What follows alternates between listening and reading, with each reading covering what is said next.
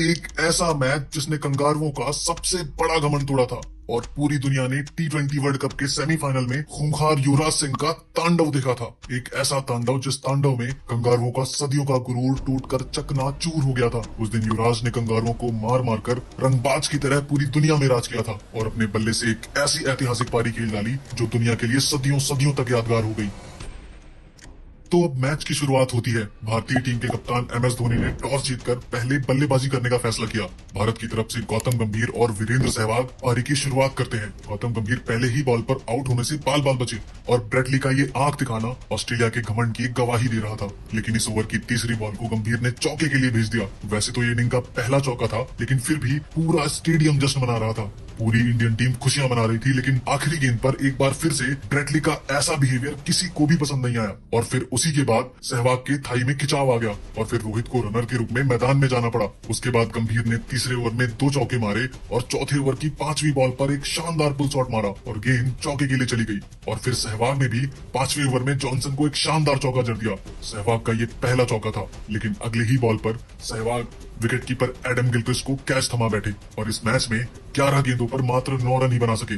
सहवाग का विकेट मिलने के बाद पूरी ऑस्ट्रेलियाई टीम जश्न मना रही थी। और अब आते हैं मैदान पर रॉबिन उथप्पा। रॉबिन उथप्पा अपने साथ किस्मत को भी लेकर आते हैं और पहली ही बॉल पर आउट होने से बाल बाल बचते हैं, लेकिन अगली ही गेंद पर उथप्पा ने एक शानदार चौका जड़ दिया और इस चौके ने हर एक दर्शक के अंदर जोश भर दिया। इतने चौके लगने के बावजूद भी भारतीय टीम का स्कोर अभी भी 6 ओवरों में मात्र 36 रन ही था। एक बार फिर से रॉबिन उथप्पा का एक और कैच छूटा, लेकिन रन रेट को तेज करने के चक्कर में गौतम गंभीर 7वें ओवर की 5वीं बॉल पर आउट हो जाते हैं और ऑस्ट्रेलियाई टीम का जश्न इस विकेट की अहमियत बता रहा था। गंभीर 25 गेंदों पर 24 रन बनाकर पवेलियन वापस चल दिए। भारतीय टीम 8 ओवरों में 41 रनों पर 2 विकेट गंवा चुकी थी।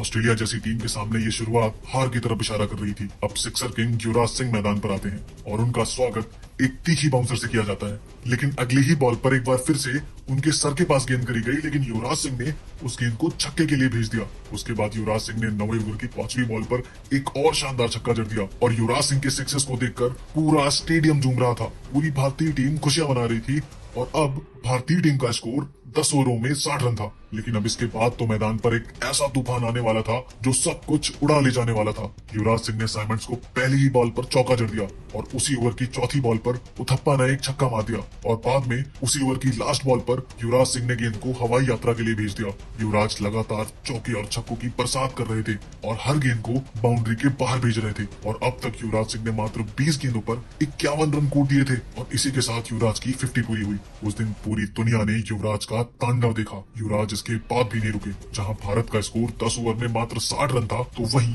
अब 14 ओवर में 113 रन हो चुका था। युवराज ने अब तक एक शानदार पारी खेल इंडियन टीम को मैच में आगे तो कर दिया था, लेकिन मैच के अंत में कुछ ऐसा होने वाला था जो युवराज सिंह की इस पारी को क्रिकेट इतिहास में अमर कर देने वाला था। 14वें ओवर की पहली बॉल पर उथप्पा ने एक छक्का जड़ दिया और अगली ही बॉल पर एक और छक्का मार जॉनसन द्वारा मनाए गए जश्न को आईना दिखा दिया। लेकिन अगले ही बॉल पर साइमंड्स के एक शानदार थ्रो की वजह से रॉबिन उथप्पा रन आउट हो गए।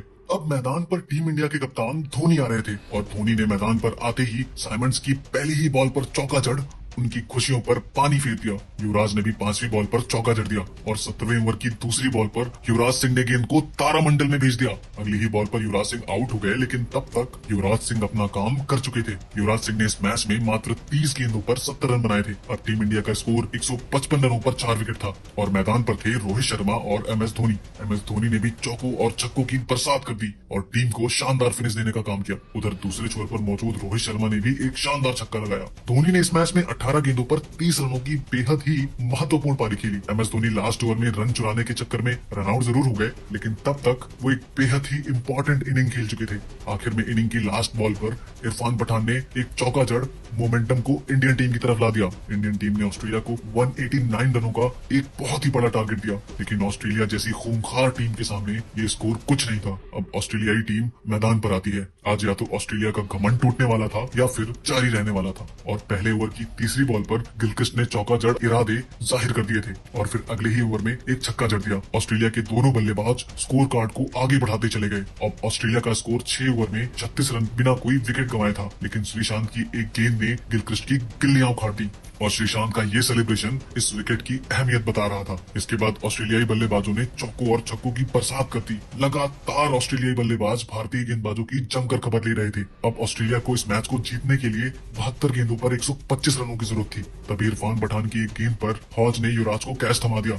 अब एक बार फिर से मोमेंटम भारत के पक्ष में आ गया था। क्रीज पर एंड्रू साइमंड्स आते हैं। ये बात सबको पता थी कि साइमंड्स क्या कर सकते हैं, लेकिन जितने भी लोग मैच देख रहे थे उन सभी की अभी तक डर से मुलाकात ही नहीं हुई थी। पर असल डर क्या होता है ये उस दिन हर भारतीय फैन ने महसूस किया। इन दोनों बल्लेबाजों ने मैदान के चारों तरफ चौकों और छक्कों की झड़ी लगा दी। इनके द्वारा लगाया गया हर चौका और छक्का करोड़ों भारतीय फैंस के वर्ल्ड कप जीतने के सपने को चकनाचूर कर रहा था। विकेट ने तो मानो भारत से किनारा ही कर लिया हो, लेकिन भारतीय टीम के पास एक आखिरी उम्मीद थी, रिक्वायर्ड रन रेट। लेकिन उसी के साथ सहवाग के उस एक ओवर ने उस उम्मीद को भी बीच मैदान में दफन कर दिया। मैथ्यू हेडन ने 13वें ओवर में 20 रन कूट दिए और अब ऑस्ट्रेलियाई टीम को 7 ओवर में मात्र 79 रनों की जरूरत थी और हाथ में 8 विकेट थे। इसी बीच एक रनआउट का मौका भी भारत ने गंवा दिया। अब ऑस्ट्रेलिया को 36 गेंदों पर 60 रनों की जरूरत थी, लेकिन श्रीशांत की उस ओवर की चौथी गेंद ने मैथ्यू हेडन को बोल्ड कर दिया। श्रीशांत ने बहुत ही बड़ा विकेट लिया था और उनका सेलिब्रेशन देखने लायक था। इस सेलिब्रेशन से मैथ्यू हेडन इतना ज्यादा बौखला गए थे कि उन्होंने श्रीशांत को मैच के बाद बॉक्सिंग रिंग में मिलने की धमकी दे डाली थी। यहाँ से मैच और ज्यादा खतरनाक हो जाता है।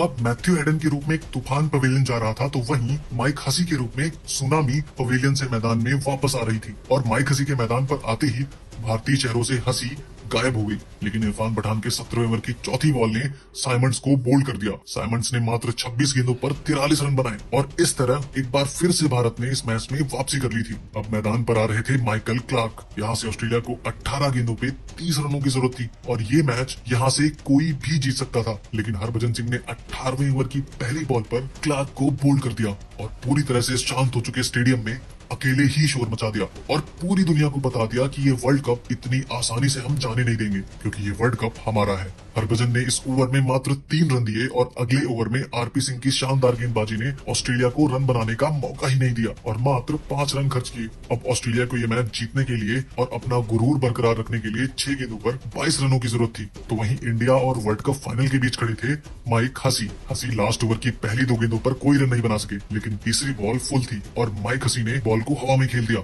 युवराज सिंह ने एक शानदार कैच पकड़ इस मैच को अपनी तरफ ला दिया। अब ये मैच पूरी तरह से भारत ने जीत लिया था और सिर्फ औपचारिकता ही बची हुई थी, क्योंकि 3 गेंदों पर 22 रनों की जरूरत थी और जोगिंदर शर्मा ने 5वीं बॉल पर ब्रेटली को क्लीन बोल्ड कर दिया और भारतीय टीम ने इतिहास लिख दिया। एक ऐसा इतिहास लिखा गया जो क्रिकेट की धरती पर हमेशा हमेशा के लिए अमर हो गया। ये कहानी थी ऑस्ट्रेलियाई टीम के घमंड के टूटने की। एक ऐसा घमंड जो दशकों से क्रिकेट की धरती पर राज कर रहा था और इसी जीत के साथ भारतीय टीम ने फाइनल में एंटर कर लिया था। इस मैच में युवराज सिंह के 30 गेंदों पर शानदार 70 रनों की पारी के लिए उन्हें मैन ऑफ द मैच का अवार्ड दिया गया। युवराज सिंह की इस पारी को आप 10 में से कितना नंबर देना चाहेंगे? कमेंट करके जरूर बताना। जिस तरह से युवराज सिंह ने खून की उल्टियां कर करके और कैंसर को मात देकर भारत को 2 बार वर्ल्ड चैंपियन बनाया है, उसके लिए पूरा देश युवराज सिंह का हमेशा कर्जदार रहेगा। वीडियो अच्छी लगी हो तो वीडियो को